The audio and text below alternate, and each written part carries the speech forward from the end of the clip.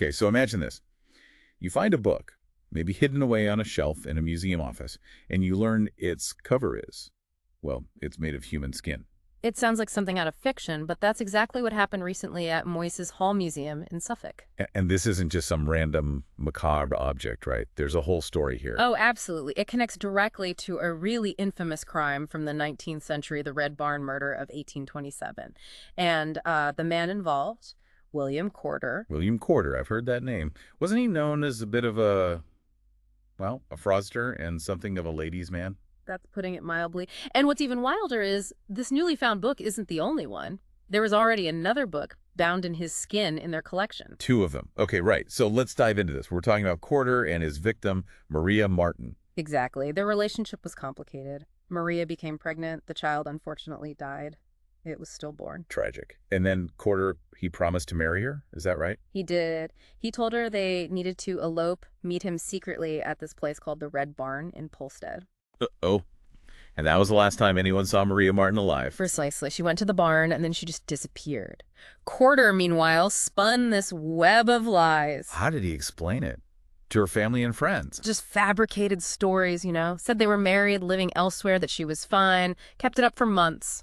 So how did the truth come out? Well, this is where it gets kind of eerie. Maria's stepmother started having these incredibly vivid, disturbing dreams about Maria being murdered and buried in the Red Barn. Wow. Dreams. Really? Yes. And these dreams were so persistent, so specific, they eventually convinced Maria's father to search the barn. And they found her. They did.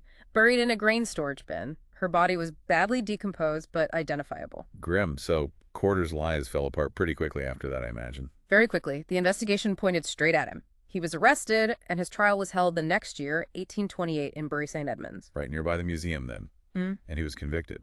Convicted and sentenced to death by hanging. The public interest was immense.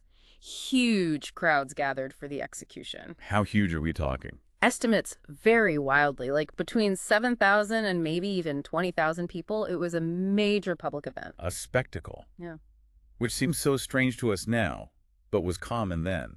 It really was a form of public justice, maybe a warning, but the story gets even more macabre after his death. Go on. Well, after the execution, there was a post-mortem examination, pretty standard, but then they had his skin tanned. You're kidding. They tanned his skin. Like leather. Exactly like leather. And then they used that skin to bind a book, an account of the very murder he committed. That's the first book, the one the museum has had for a long time. Okay, that is unsettling. Binding a book about the murder in the murderer's skin. Deeply unsettling. And that brings us to the rediscovery, the second book. Found just sitting on a shelf. Yeah. Not even cataloged properly. Apparently so. Just forgotten in the museum office. It wasn't part of the official collection records until now. So how does this second book compare to the first one? Well, there's a key difference. The first book, the well-known one, is fully bound in the skin. This newly rediscovered one only uses the skin on the spine and the corners. Interesting. But is it definitely Corder's skin on both? The museum's analysis, just looking at them visually side by side, strongly suggests it's from the same source. It looks identical. And both books naturally contain accounts of the Red Barn murder. So let's recap. We have this shocking murder, Corder's deception, the stepmother's dreams leading to the body, the massive public execution. Followed by the tanning of his skin and the creation of not one, but, it seems, two books bound with it, detailing his crime.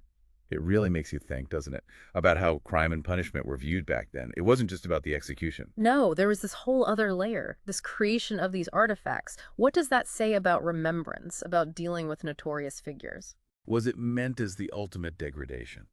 Or some kind of morbid trophy? The fact that there are two, it just adds to the strangeness. What do you think this enduring fascination with objects like these tells us about ourselves, even today?